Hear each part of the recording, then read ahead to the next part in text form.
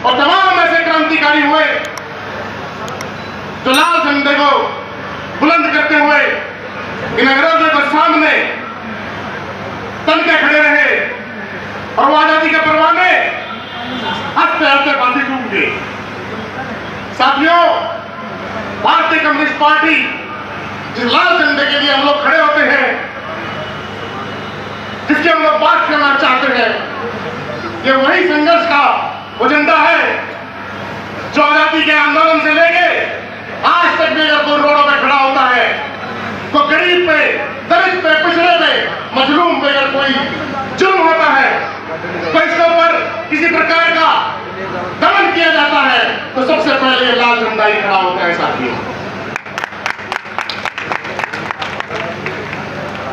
साथियों,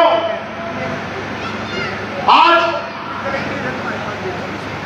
जो हमारे हरियाणा के अंदर हम और आप मिलकर, मैं सभी राजनीतिक दल जो हमारे यहाँ पे मौजूद है, मैं उनका तहे दिल से स्वागत करता हूं, क्रांतिकारी सलाम करता हूं। साथियों, ये महागठबंधन जो दलित पिछड़ा शोषित मोर्चा जो बनाया गया है, ये बाबा साहेब भीमराव अम्बेडकर, भगत सिंह, ज्योतिबा फुले और अशफाक उल्लाह खां के विचारों पर चलने वाले तमाम सामाजिक संगठन और तमाम राजनीतिक पार्टियों को खुले मन से, खुले दिल से हम लोगों ने न्योता दिया कि हरियाणा के जो हालात बन चुके हैं, कि आज हरियाणा में किस तरह की व्यवस्था बन चुकी है कि आज किसान परेशान तो मजदूर परेशान, महिलाओं को सरेआम असम्मान और कभी मुसलमान परेशान। साथियों, क्या इस तरह की आजादी के लिए उन नौजवानों ने शहीदियां दी थी? क्या इस तरह का भारत,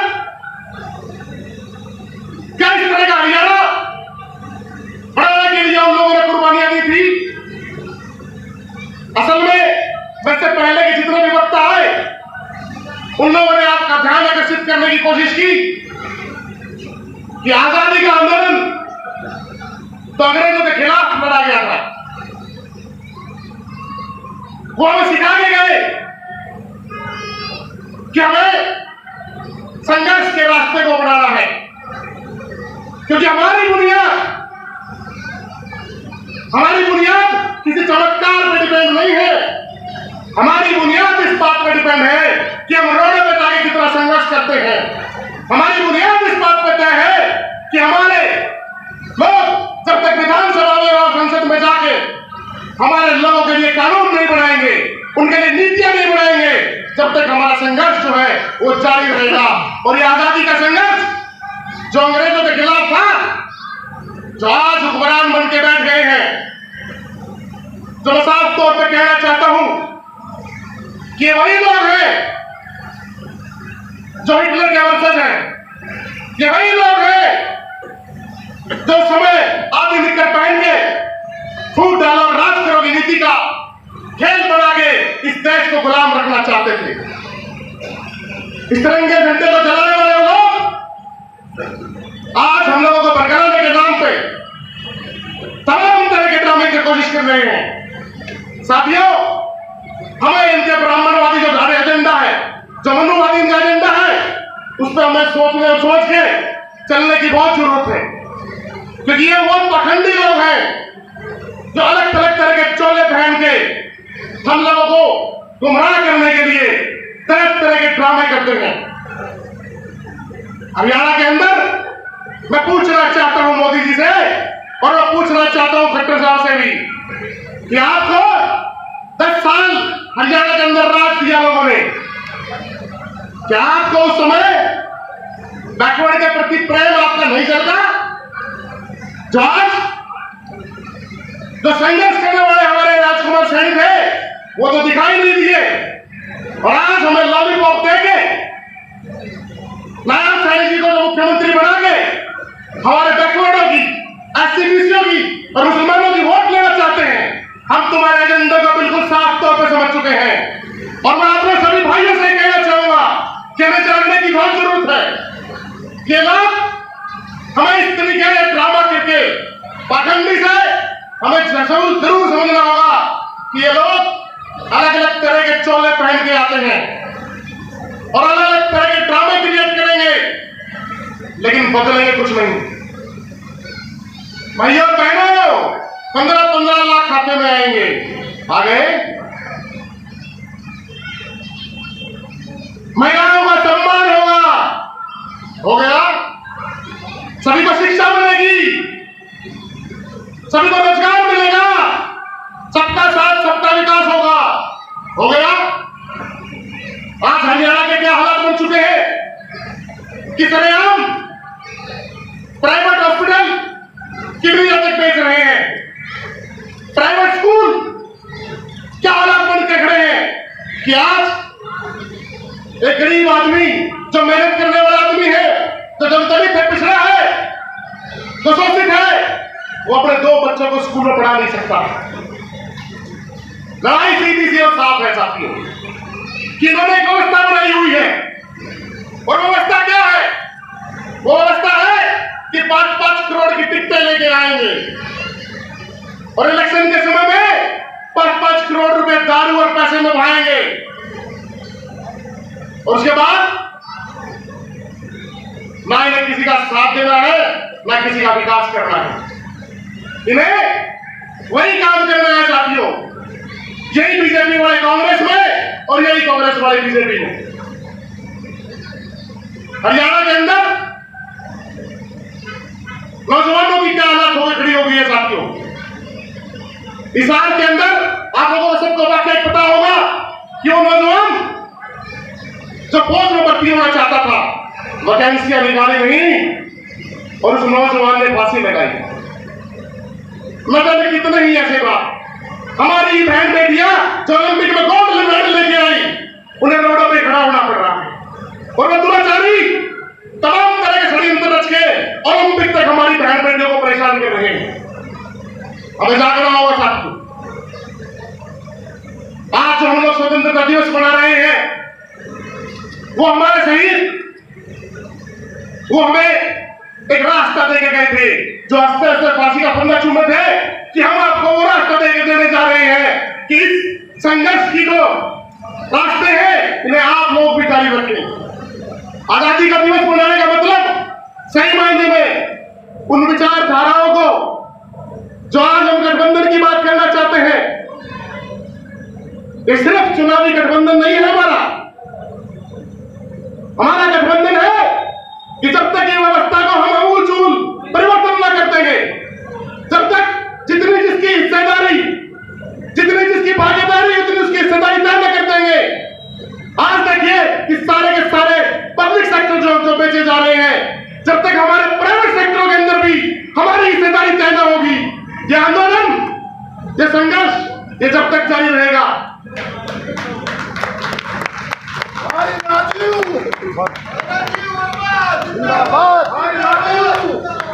साथियों, लड़ाई लंबी है और संघर्ष भी लंबा रहना चाहिए। हम और आप लोग तो वो है जो सुबह निकल लेते हैं, बड़ी बड़ी इमारतों पे सफेदी करने वाला भी हमारा वो भाई है और खेत के अंदर धरती का सीना चीर के फसल उगाने वाला भी हमारा ही वो भाई है। इन गटरों को साफ करने वाला भी हमारा ही भाई है और एक दुकान के अंदर महीन कलाकारी करके एक आभूषण बनाने वाला भी हमारा ही भाई है। साथियों, हमें यह संपूर्ण एकता बनाने की बहुत जरूरत है, क्योंकि जब तक मेहनत करने वाला और कमेरा आदमी वो एक प्लेटफॉर्म पर नहीं खड़ा होगा, जब तक ये व्यवस्था बदल नहीं सकती है। ये तमाम तरह से हम लोगों को बरकराने की कोशिश करेंगे, हमारे बीच में फूट डालने की कोशिश करेंगे। हम लोगों को समझ के, चाहे सोनीपत से राजीव वर्मा लड़ रहा हो और चाहे राई से भाई राहुल लड़ रहा हो, चाहे इंद्री से हमारे शैली साहब लड़ रहे हो और तमाम हमारे साथी इसी तरीके से जो लड़ रहे हैं, हमें चुनावी मोड़ पर भी एक दूसरे का साथ और हाथ पकड़ के चलना है और संघर्ष के रास्ते में हमें इसी तरीके से चलना है। साथियों, आप समझिए इस व्यवस्था को। जब यही मेयर जिसको हम मनाते हैं और दाव पड़ते ही बीजेपी पर चला जाता है, ये खिलवाड़ करते हैं हमारे साथ में। इस खिलवाड़ को जरूर समझने की जरूरत है। 134 का आंदोलन लड़ते हैं हम लोग, दिन रात भूखे रहते हैं, जब जाके 10% बच्चों का अधिकार मिलता है। और 10% भी जब यहां पे विधायक बनती है वो कविता जैन, तो विधानसभा में जाके बोलती है कि 134 है गरीब बच्चों पे नहीं बल्कि प्राइवेट स्कूलों के ऊपर अत्याचार है। और आज वो 134 से भी बंद कर दिया गया। साथियों, हमें समझने की जरूरत है कि हमारे को शिक्षा से वंचित करना चाहते हैं। आज तमाम प्राइवेट स्कूल, प्राइवेट हॉस्पिटल किनके हैं? आप आंख खोल के देखिए, ये सारे के सारे प्राइवेट स्कूल और हॉस्पिटल वो सारे के सारे ये एमपी एमएलए इन्हीं के चेले चपाटों के हैं। हम और आप तो सिर्फ इनके मजदूर बन के रह गए हैं, जो 5 साल में एक बार हमारे बीच में 500 रुपए और एक दारू की बोतल देकर हमें खरीदने की कोशिश करते हैं। और उसके बाद शिक्षा के नाम पे हम लोग पैसे अपने मेहनत की कमाई करके उनको देते हैं। चिकित्सा के नाम पे तमाम तरह के टेस्ट के नाम की जो लूट चल रही है हरियाणा के अंदर, एक पेट में गैस की भी समस्या हो जाए तो ये टेस्ट वो टेस्ट ये टेस्ट, जो पूरे महीने की कमाई है वो 1 मिनट में लूट के खड़े कर देते हैं। ये हालात है हरियाणा के। और ये प्राइवेट हॉस्पिटल है किनके? एक छोटा आप लोगों ने देखा भी होगा एक मामला तुलिप हॉस्पिटल का, उस किडनी हमारी बहन की निकाली गई, कहां गया मोदी जी आपका दलित प्रेम?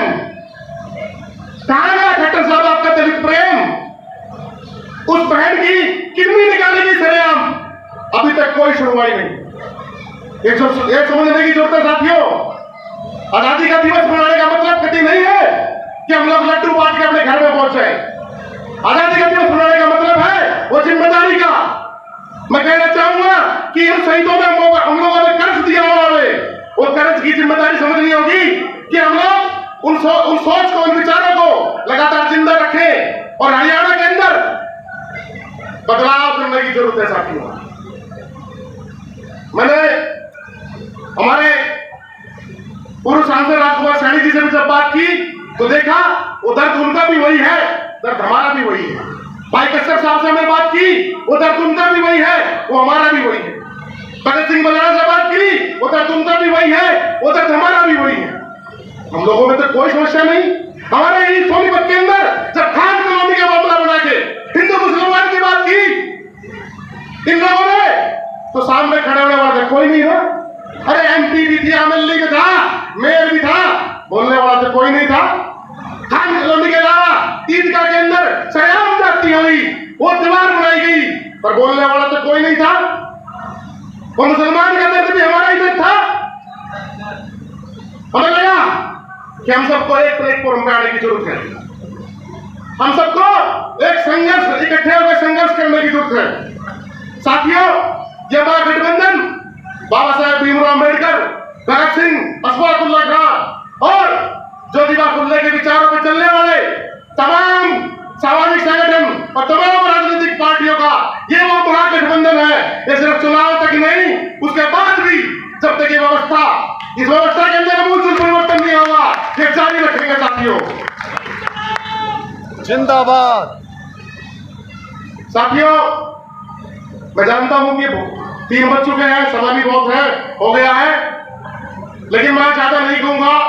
मैं अपने स्वर्णकार भाइयों से भी कहना चाहूंगा कि धर्मशाला के नाम पे हम लोगों के साथ में बीजेपी कांग्रेस सारे एमपी, सारे एमएलए के पास में जा लिए, एक धर्मशाला तक देने के लिए हम लोगों को तैयार नहीं, तो कौन सा डंडा पकड़ना चाहते हैं हम लोग? जब तक हम लोग यही नहीं समझेंगे कि हमारा रास्ता है संघर्ष का रास्ता। साथियों, बात करना चाहते हैं, आज के दिन तो बड़ी अच्छी लगती है कि राहुल गांधी भी बोल रहे हैं कि कास्ट सेंसस होना चाहिए। बड़ी अच्छी बात है कि राहुल गांधी जी को भी कास्ट सेंसस की याद तो आई, बड़ी खुशी की बात है ये।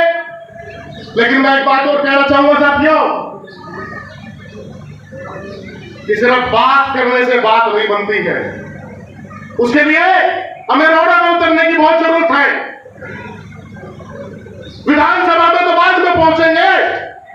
जब तक हम रोड पे संघर्ष नहीं करेंगे, जब तक हमारी व्यवस्था ये बदलने वाली नहीं है। इन लोगों को ये पता है, इन्हें डर भी लगता है। मैं आपको और बताऊं एक बात, ये जो डर भी लगता है इस बात का कि अगर ये सारा मेहनत का सामान एक प्लेटफॉर्म पे खड़ा हो गया तो किसको भगाएंगे भाई? 85 वर्सेस 15 की लड़ाई में जब सबके सब खड़े हो गए तो कहां जाओगे मेरे भाई? ये हालात बदलेंगे और ये हम और आप मिलके, हम सब